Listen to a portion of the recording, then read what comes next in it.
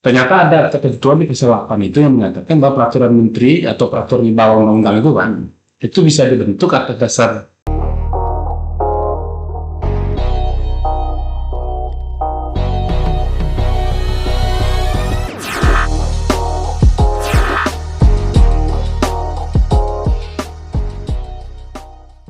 Assalamualaikum warahmatullahi wabarakatuh. Waalaikumsalam.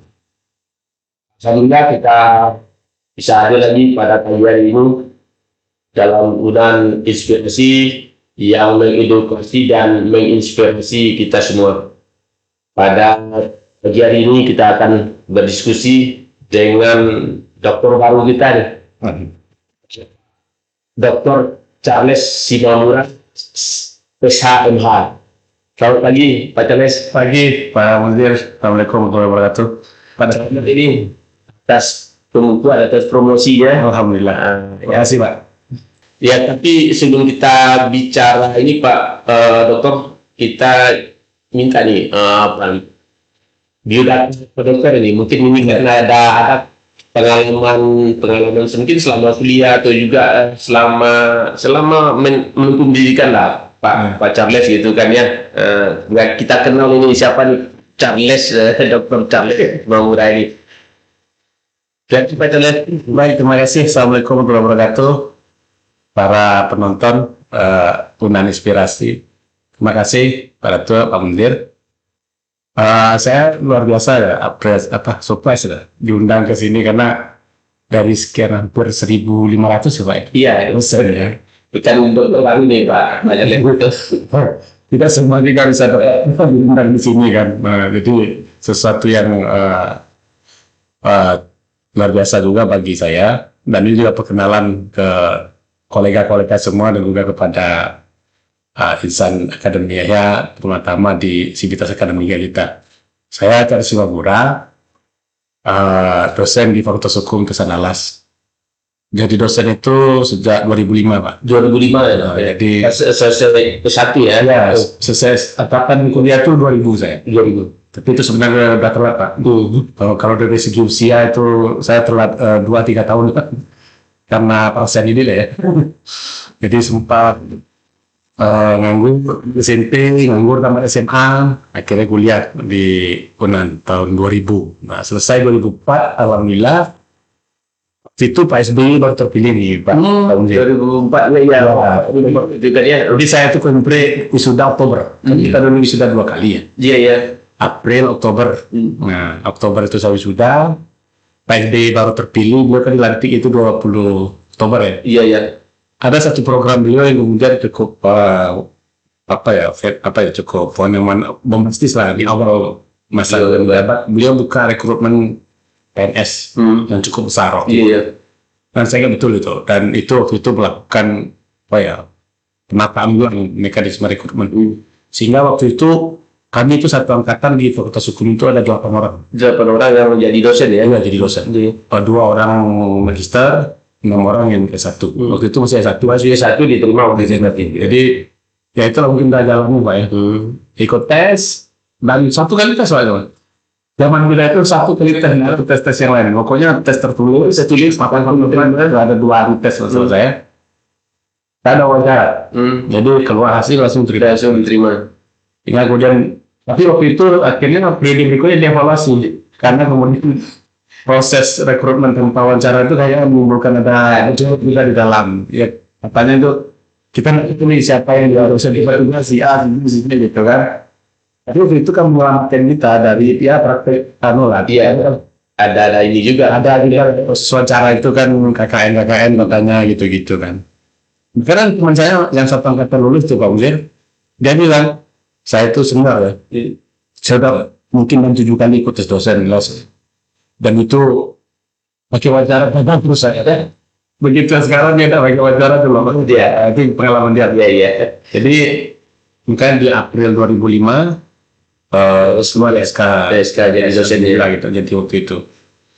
Jadi dulu itu sih perjalanan. Kemudian 2006 saya coba tes ambil S2 ke UGM, diterima tapi tidak jurusan saya tata negara, di pidana waktu itu.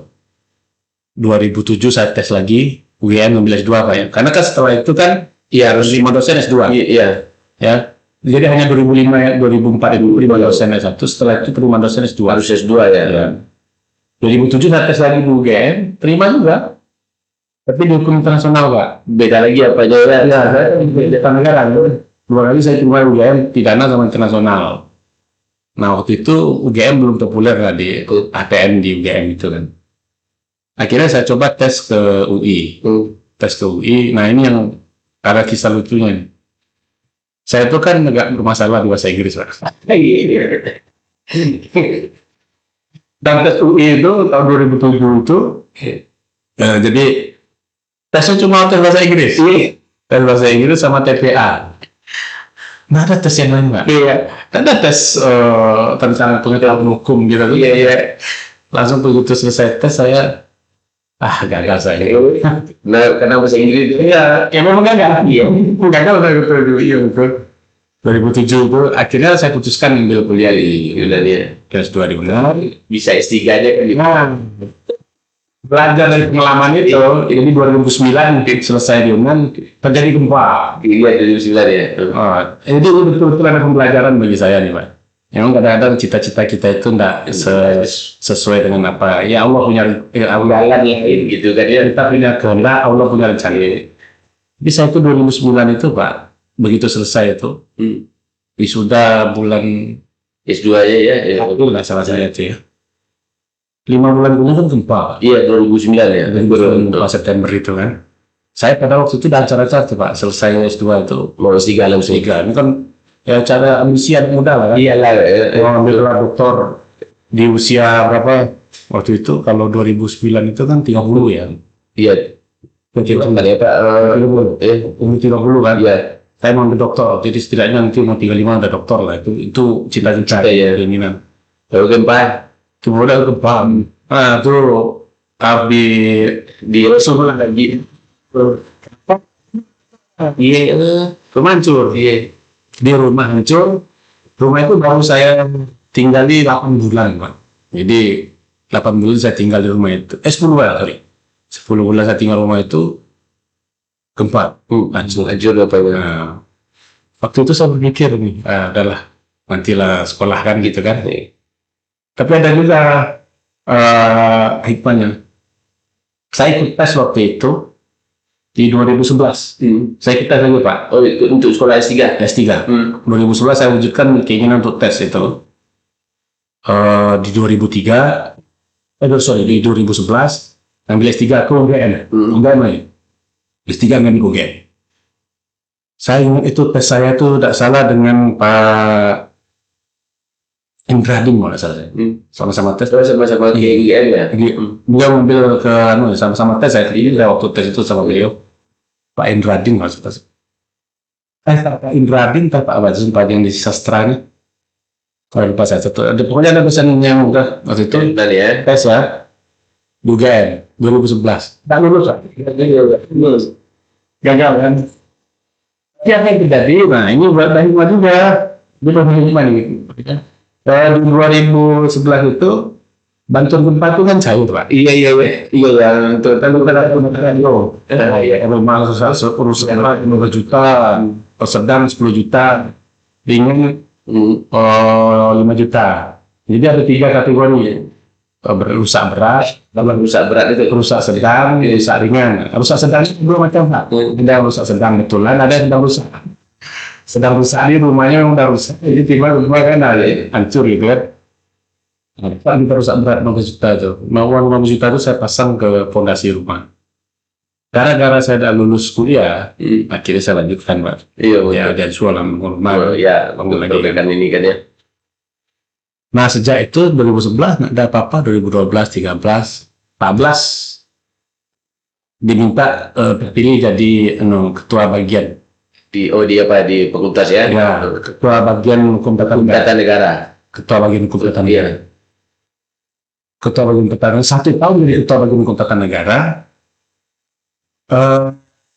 Wakil dekan kami itu diberhentikan waktu itu karena kemudian ada persyaratan yang kemudian tidak memenuhi syarat ya. yaitu WD1 dan WD2. Akhirnya waktu itu artinya proses pengangkatannya tidak dilanjutkan. Nah, saya waktu itu ketua bagian baru 1 tahun nih Pak. Dia lalu Pak Dekan waktu itu Pak Zainul Daula ya, menawarkan, ini ada WD1, WD3. Nah, akhirnya WD1 ditawarkan ke Prof. Kurniawan, WD3 pada saya. Saya kan masih ketua bagian Pak. Ya udah, akhirnya diangkat lah jadi wakil dekan 3 waktu itu. 1 tahun saya jadi PJ Pak. Jabat ya. Karena ada prasyarat 2 tahun. Iya, dulu kan Bintan jauh itu kan 2 tahun itu. 2 tahun menjabat Harus baru boleh gitu. Dan manajerial itu. Nah, saya baru 1 tahun juga ketua bagian. Akhirnya dirangkap PJ. PJ 1 tahun. Setelah itu kan 2 tahun itu udah terpenuhi. Baru saya definitifkan di 2016 sampai 2018. Nah, jadi begitu 2018, nah ini subhanallah Pak ya. April saya ikut tes di UI. Ya kan, dengan cara-cara kan. Saya ikut tes di UI. Alhamdulillah lolos. Dan tesnya sama Pak, bahasa Inggris. Inggris juga bisa. Ayo. Karena sebelumnya bahasa Inggris itu dari kecil dari SMP saya udah trauma tuh. Jarang yang bikin saya trauma. Tapi sesuai perkembangan waktu akhirnya dia belajar. Sedikit banyak belajar. Belajar lah. Saya kursus dulu di Surabaya Pak. 2 bulan saya di Surabaya kursus bahasa Inggris, hanya belajar bahasa Inggris. Nah dari situ lah mulai ada perbaikan apanya. Nah begitu tes di UI kan alhamdulillah lolos 2018. Inggris juga itu. Saya Inggris sama TPA aja kan. TPA itu pokoknya dia tes bahasa Inggris sama TPA. Hanya itu. Di 2018 itu kan dia lah. Terusnya kan di tingkat universitas. Iya. Nah, lolos tingkat universitas baru nanti kita presentasi di fakultas proposal kita. Baru di situ lolos kita universitas, baru ke fakultas kan. Ada juga yang gagal-gagal itu kan. Ya alhamdulillah lah. Akhirnya lolos tahun 2018 nih. Menariknya nih, kan ada orang bilang ada post-post syndrome nih Pak. Dekat pejabat ini ya. Walaupun kita pendidikan itu rasa juga lah. Alhamdulillah begitu saya selesai September, kita berakhir kuliah. Jadi baru kemarin selesai itu tahun 2 bulan. 4 tahun ya, November 4 tahun 2 bulan ya. Betul. Selamat lagi pada baru kita itu proses saya dan itu. Jadi kita bicara akademik ini apa yang tadi kajian Pak Charles ini ya selama kita ya dari judulnya judul disertasi ini kan wewenang menteri ya, peraturan menteri karena kan itu dasarnya kan itu. Ini apa nih apanya yang latar belakang ini untuk kajian disertasinya apa nih Pak dapat? Ya, jadi selama ini kan kita mungkin familiar lah. Para pendengar semua, para penonton itu familiar ya. Ada yang sering didengung-dengungkan oleh Pak Jokowi. Kita banjir regulasi. Iya. Dasar regulasi. Banyak peraturan tinggi, tumpang tindih kan Pak, mesti langsung tahu kan. Iya. Itu kan terasa tuh. Di bidang apapun Pak, di bidang pertanian, di bidang betul. Seluruh bidang. Banyak sekali peraturan-peraturan kemudian yang kita miliki. Mulai dari level undang-undang, PP, Permen, Perpres, Permen, Perda, apalagi Perda. Saya waktu itu coba teliti kan, jadi ada angka yang menarik saya temukan pada waktu mulai neliti itu ada sekitar 14.000 Pak untuk peraturan menteri. Peraturan menteri 14.000 yang terdata di saya pakai websitenya Kemenkumham ya, peraturan.go.id. 14.000 yang dihasilkan oleh menteri. Menjadi peraturan menteri. Betul. Itu yang kemudian saya pikir kalau kita pakai logika traffic lalu lintas, kendaraan kan semakin risiko kecelakaan kan semakin tinggi ya, senggolan apa dan macam ini. Meskipun kendaraan jalan kosong juga jalan mengang juga akan rawan kecelakaan, tapi biasanya kecelakaan sendiri ya. Traffic kalau kami itu pasti itu. Nah, sementara pemerintah mengumumkan ini overregulasi. Lalu yang dilakukan salah satunya kemarin populer tuh omnibus law katanya macam. Saya melihat problemnya ternyata bukan di level undang-undang. Kenapa? Memang ada undang-undang yang cukup banyak, tapi tidak sebanyak peraturan di bawahnya. Iya. Nah, itu satu. Yang kedua, saya juga melihat dari segi kewenangan. Kita itu sistemnya presidensial Pak Mahmud. Iya, iya. Sistem presidensial itu kekuasaan mengatur itu sebenarnya ada di presiden. Presiden yang mengatur. Ya, dia dapat wewenang dari undang-undang masa, wewenang itu kemudian dituangkan bersama dengan DPR kalau sistem kita ya, di undang-undang. Lalu undang-undang itu nanti akan diturunkan dalam peraturan-peraturan bersama. Kalau di negara kita kan ada PP sama Perpres. Yang kemudian itu menjadi kewenangan presiden tulisan. Tapi dalam praktek kita ternyata tidak begitu. PP dan Perpres itu justru tidak terlalu berperan. Yang lebih banyak berperan itu di bawahnya, itu peraturan menteri. Di masalah-masalah teknis ini kan ya. Dan bunyi itu teknis administratif ya. Iya, iya. Jadi kalau baca pasal 8 itu teknis administratif ternyata tidak ada legislatif itu Relatif juga gitu. Iya, iya, ini bahkan yang mengulangi, mengatur wilayah dan segala macam, termasuk mengatur hal yang baru yang dilakukan antar satu kementerian dengan kementerian yang lain. Nah, datanya ada di disertasi itu. Akhirnya saya terkait di situ dulu, apa penyebabnya, ini kan gitu.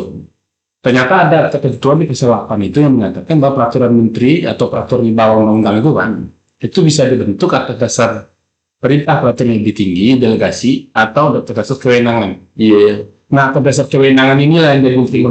Kapling-kapling. Jadi dia merasa, oh ini kan ini kewenangan saya, saya boleh ngatur dong. Nah, dia bikin lah, dia produksi lah aturan itu. Nah, kita dapat saya temukan itu ya, 65% peraturan menteri itu, saya pakai sampel itu 747 Pak. Jadi dari menteri yang apa ya? Yang ada 12 kementerian. Dengan 12 kementerian saya tarik itu katanya, nah masing-masing kementerian itu 1 tahun itu saya ambil 5. Di 5 kali 12 itu 60 kali itu 15 tahun ya. Nah, sekitar 900 sebenarnya. Tapi dari data ada yang nggak punya Pak, yang tidak ditemukan. Data itu nggak data. Jadi misalnya di awal-awal 2004-2005 itu banyak yang kosong. Saya cari-cari nggak ketemu. Emang lebih banyak itu datanya tuh di atas 2007. Itu mulai tertib tuh datanya udah mulai sama. Sama dia tuh betul Pak kendalanya. Kementerian itu kan ganti-ganti Pak. Iya, nama-namanya nomor baru. Misalnya saya ngambil data Menteri Kehutanan, ternyata berikutnya nggak ada lagi Menteri Kehutanan, aku sama Menteri Lingkungan. Ya sama lah Menteri Pendidikan dan Kebudayaan. Bukan pakai data Menteri Kebudayaan, Mbak. Ternyata begitu apa bisa ya, Menristek Dikbud. Nah itu yang mulai itu.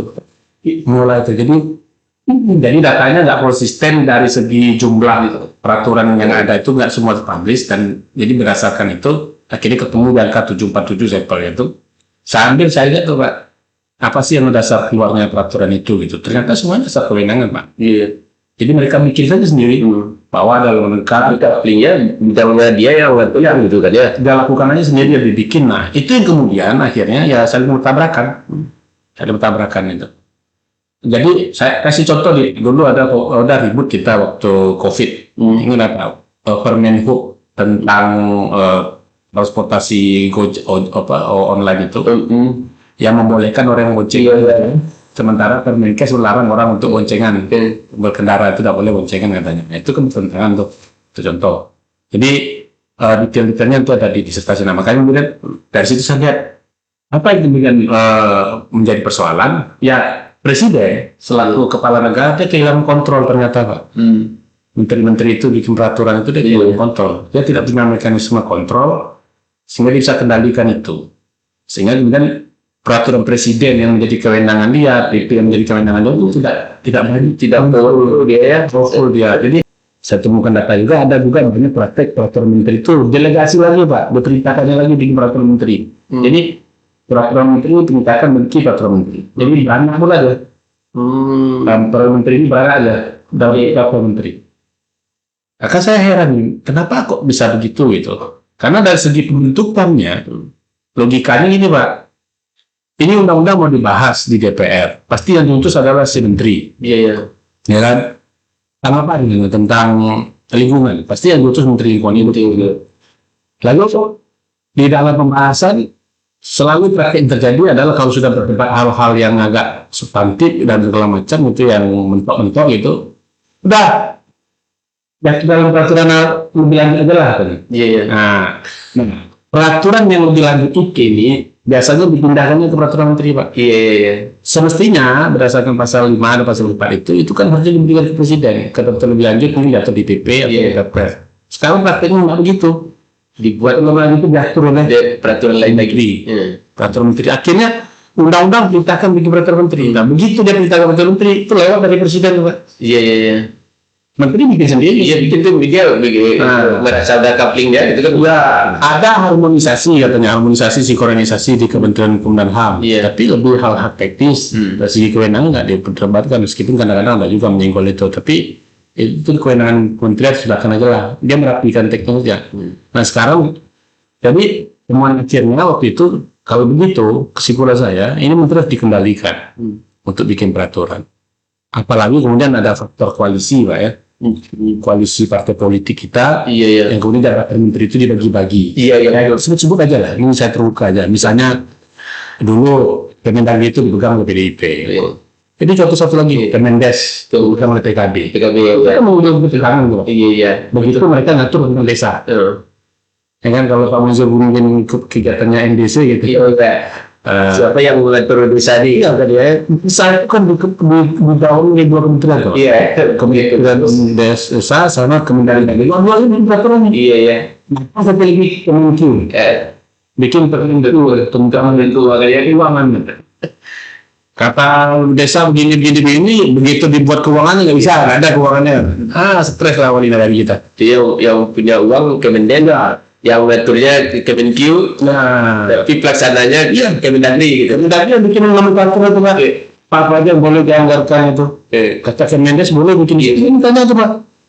Banyak itu kewenangan desa itu, kalau kita lihat tuh banyak sekali tuh di Permendes itu 2015 itu. Tapi begitu dibawa ke anggaran, nggak muncul maka anggarannya maknya apa sih? Maknya tidak ada. Tidak ada di dalam peraturan. Yang mengatur itu keuangan. Nggak bisa tuh. Nah itu contoh-contoh Pak.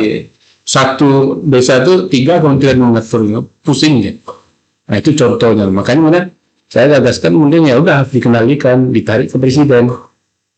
Sehingga kemudian presiden bikin perpres, bikin PP. Kalau perpres kan sehingga semua menteri harus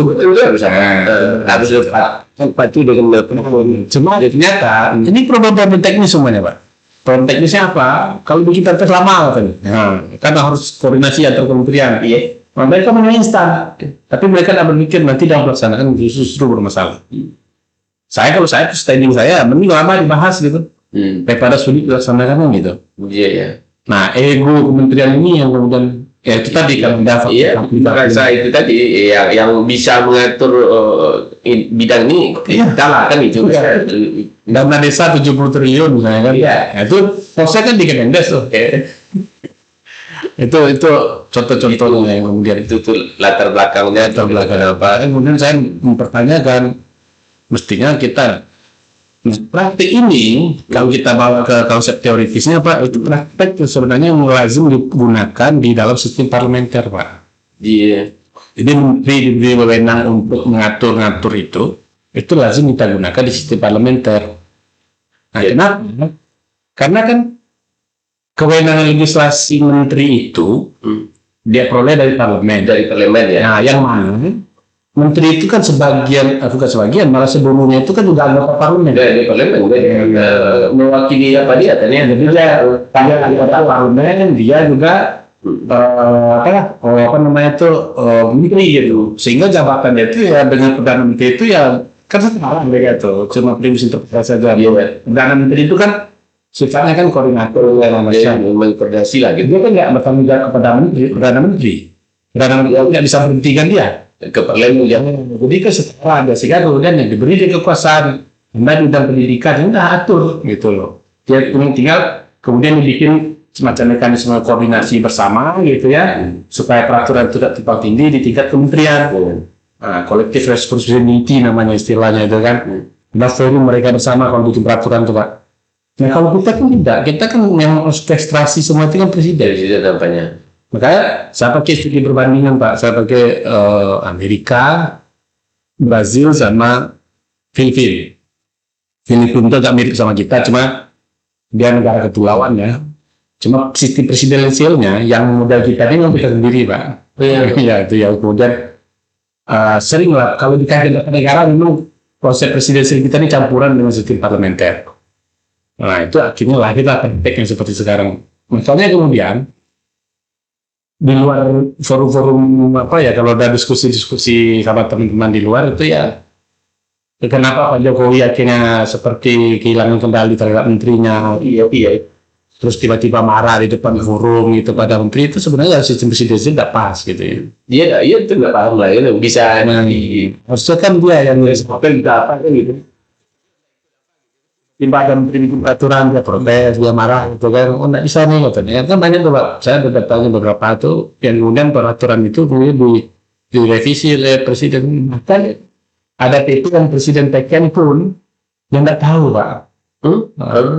Kemarin tuh ada baru muncul tuh berita tuh, PP tentang peraturan presiden ya, peraturan pemerintah. IMB itu Pak, IMB, izin mendirikan bangun. Sekarang itu kan persetujuan bangun gedung ini. Iya.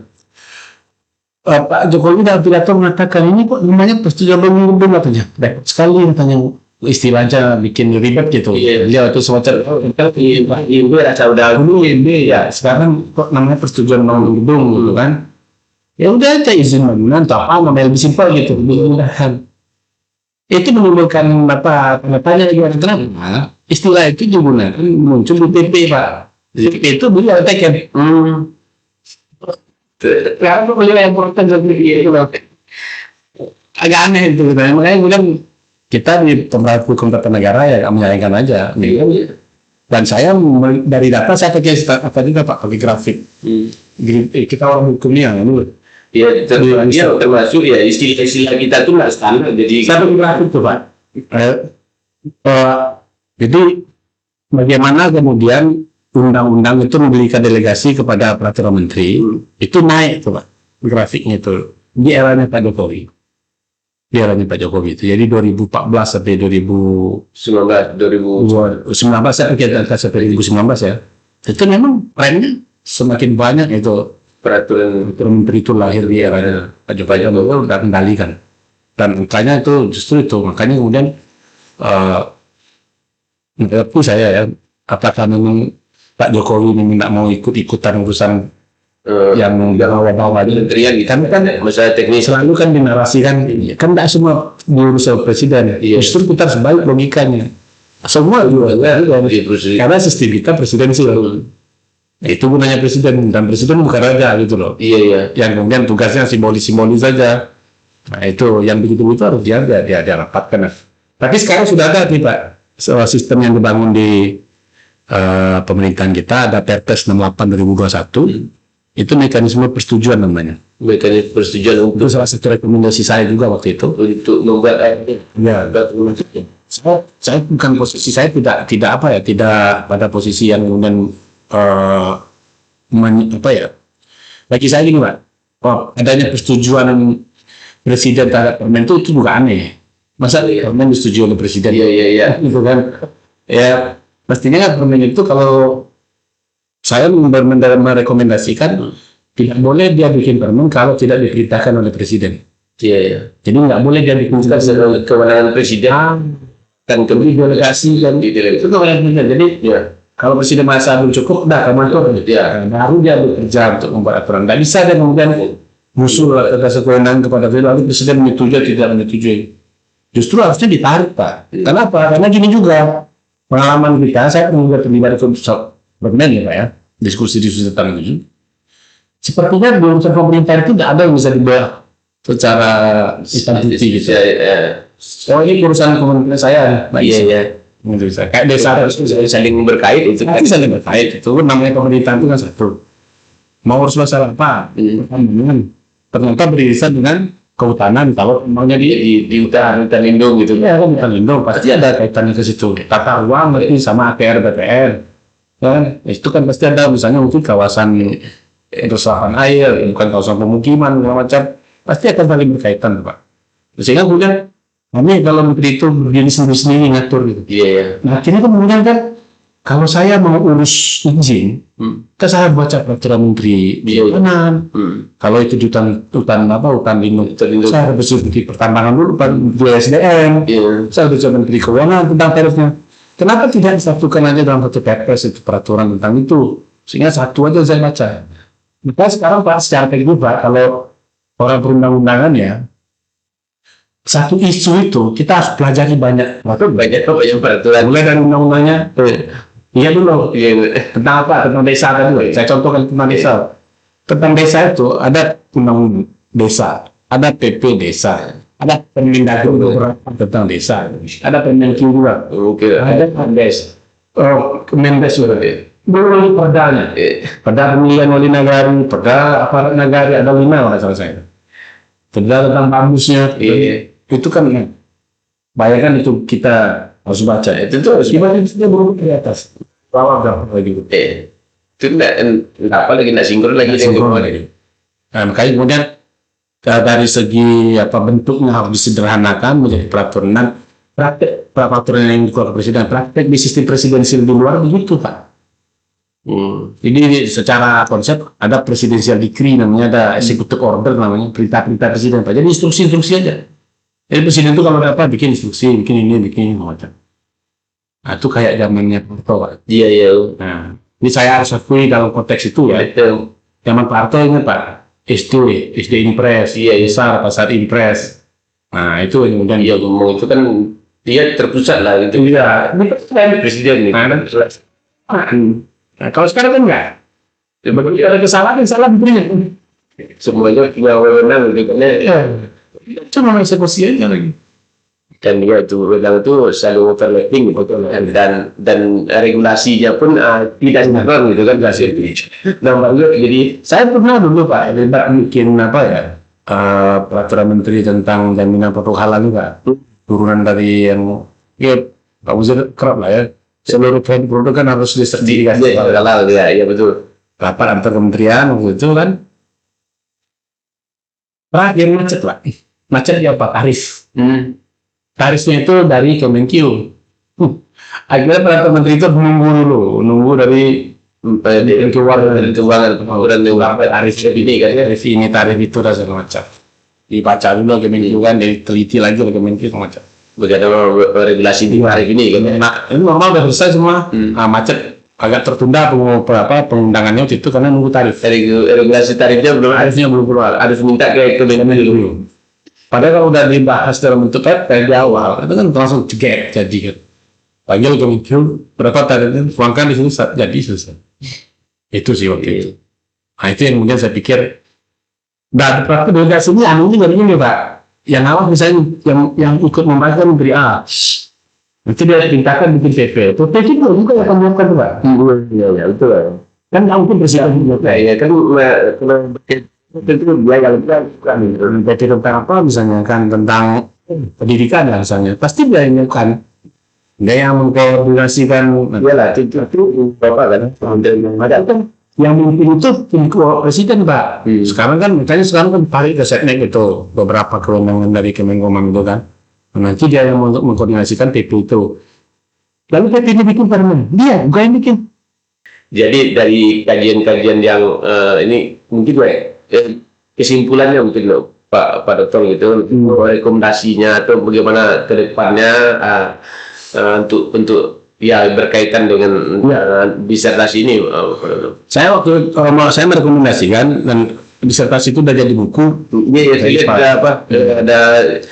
udah bisa dinikmati oleh halayak pembaca gitu Pak. Salah satu rekomendasi besar saya itu adalah mengurangi wewenang menteri itu. Jadi menteri itu jangan diberi wewenang untuk mengatur lagi gitu ya. Jadi di dalam tarik ke atas ke presiden ya. Dan di dalam ilmu perundang-undangan itu Pak dikenal ada 2 jenis peraturan. Satu peraturan perundang-undangan, yang kedua peraturan kebijakan. Nah menteri itu cukuplah bikin peraturan kebijakan saja. Berupa edaran-edaran mungkin, nggak usah bikin peraturan. Peraturan itu selesaikan aja di tingkat Perpres gitu. Kalaupun dia mau bikin peraturan nanti sifatnya yang teknis, sifatnya sudah didelegasi diperintahkan. Jadi kalau PP-nya nggak lengkap juga, tapi saya berkomentar PP harus lengkap, bahkan Perpres. Itu sudah mulai sekarang Pak. Jadi apa yang udah sekarang dipraktekkan sejalan juga tuh ya. Saya nggak tahu apa terinspirasi dari apa yang saya tulis, atau memang sudah jadi evaluasi dan kajian, tapi setidaknya dalam rangka untuk memperkuat sistem presidensi kita ya, Perpres yang harus diperkuat, itu yang harus diperkuat. Sehingga kontrolnya jelas Pak. Satu yang kita hadapi presiden. Iya. Dan DPR pun udah enak dia, kalau ada apa-apa dia kan bisa tanya, ini Perpres Anda gimana nih? Jadi kementerian itu melaksanakan itu aja, Laksanakan itu aja. peraturan-peraturan ini Sifatnya itu di teknis, betul-betul teknis lah, instruksi saja, edaran gitu. Ini enggak Pak, ini Pak, berarti mana yang kami pegang Pak? dan itu tadi tidak saling sinkron dengan kementerian ini, padahal di bawah dia bekerja di apa yang sama seperti desa. Ini satu ini, Sumbar ya. Sumbar itu mau bikin perda zakat. Konsultasi ke Kemendagri, konsultasi ke Kemenang boleh. Silakan diatur katanya perda zakat. Pergi ke Kemendagri nggak boleh. Kenapa katanya? Itu kewenangan bidang agama. Itu kewenangan pemerintah pusat. Nah, coba baik. Satu Kemenang dia katanya boleh pada buka peran daerah juga kan dalam mengembangkan zakat itu. Cuma itu. Pergi ke Kemendagri nggak boleh. Sampai sekarang nggak jadi di perda itu. Itu contohnya Pak. Kalau sampai di daerah kita siapa yang kita ikuti? Iya. Itu kan sebetulnya kan ke presiden aja. Itu kan dia nasinya tentu jangan teknis kan gimana. Nah, padahal itu ini nggak ada ketegasan itu karena saling merasa punya wewenang gitu untuk mengatur itu. Nah itu contoh-contoh. Jadi rekomendasinya waktu itu ya tadi dikurangi kewenangannya sehingga kemudian presiden punya kewibawaan. Kalau kewibawaan dan itu tadi jangan saling tumpang tindih. Kamu bikin apa itu dia gitu Pak. Itu. Dulu pernah ada kejadian Pak Muhadjir Effendi. Iya. Bikin waktu Menko. Iya, kan itu Menteri Pendidikan. Itu Menteri Pendidikan waktu itu dia peraturan sekolah 5 hari, kalau salah itu yang dari 6 hari jadi 5 hari. Kan protes orang itu kan, beberapa orang protes gitu kan. Nah akhirnya kan peraturan itu dievaluasi oleh presiden. Lalu dibikinlah Perpres waktu itu, Perpres tentang hari sekolah itu. Nah dari situ kan kelihatan Pak. Artinya kan kok mestinya kan saya merasa ya pada satu titik menteri ini kayak dikorbankan gitu. Iya. Jadi kayak tercowoter gitu kan. Bikin kebijakan itu terus tiba-tiba orang protes presiden ini batalkan ya Pak. Presiden kan dapat poin gitu, tapi menterinya kan jadi ini kan. Semestinya kan dari awal sudah dikaji gitu loh. Kalau memang presiden nggak setuju, ya mestinya kan presiden yang menghadapi publik, tapi menteri akhirnya ini. Dan kan presiden suka begitu, tanya menterinya katanya. Nah, itu bukti-bukti itu Pak. Di praktik presidensil sebenarnya harusnya presiden yang ngambalin apa gitu ya. Dan saya lihat terakhir yang populer nih Pak, kasus minyak goreng. Iya. Kasus minyak goreng Pak. Siapa yang disalahkan orang dari kasus minyak goreng? Menteri Perdagangan ya Pak. Diganti lah Pak Lutfi dengan si Zulkifli Hasan. Itu politik lah kan. Tapi saya mengikuti waktu itu nggak punya daya Pak Menteri Perdagangan untuk mengatur minyak goreng itu. Kenapa? Karena itu kan lintas kementerian. Iya. Ya, bahkan melibatkan kepolisian yang kemudian juga untuk menjaga ini supaya tidak ada ekspor keluar semacam. Tapi kan kalau tidak tegas perintah presiden langsung kan. Dan saya waktu itu ngikutin ada melalui YouTube ya, salah satu anggota DPR marah-marah gitu. Ada 6 peraturan menteri yang dalam rangka untuk mengendalikan ini. Minyak goreng. Tapi tetap saja minyak goreng tidak bisa. Karena dia ada pasar. Kan harus perdagangannya aja. Produksinya dia cuma di pedagangnya aja. Diperdagangnya. Padahal yang kapur itu udah ada di saya pertanian gitu kan. Pabriknya kan ada yang industrian itu kan pabriknya itu. Nah, akhirnya kan tidak terkendali sama dia. Presiden pun itu ya dalam tanda petik kayak tidak terlalu mengintervensi ya. Nah, baru kemudian terakhir. Tapi faktanya apa? Dari anti menterinya yang minyak goreng enggak? Kan tetap mahal. Itu juga ya. Secara tidak sadar kita sudah membeli minyak goreng dengan harga 45.000 Tidak ada yang turun dari harga itu. Jadi, tapi yang menjadi korban siapa? Menterinya.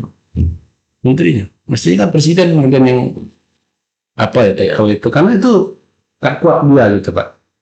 Mungkin kata orang mungkin sampai ada kasus korupsinya yang di ekspornya itu ya semacam itu. Tapi bagi saya itu salah satu contoh ya bagaimana kemudian kalau hanya mengandalkan menteri dalam persoalan-persoalan krusial tertentu ya Jadi tidak sampai kewenangannya itu kan ada permasalahan itu regulasi tadi, ada peraturan-peraturan Iya. itu yang dibikinnya pengendalian perdagangan dibikin harga head ternyata pabriknya nggak produksi kan terjadi kelangkaan. ya. Kira statementnya jadi konyol. Anda mau ada barangnya tapi mahal atau murah tapi tidak ada. Kan itu lama aja itu gila namanya. Itu contoh-contoh. Terima kasih silakan dokter Semoga kita ini dan selamat ya dokter baru dan ini bermanfaat bagi kita semua. Sebelum kita ini pemirsa kedua kita telah berdiskusi panjang tentang kajian disertasi yang telah dilakukan oleh Bapak Dr. Charles Simamura. Demikian saja, terima kasih strateginya. Mudah-mudahan ini menginspirasi kita semua. Assalamualaikum warahmatullahi wabarakatuh. Waalaikumsalam warahmatullahi wabarakatuh.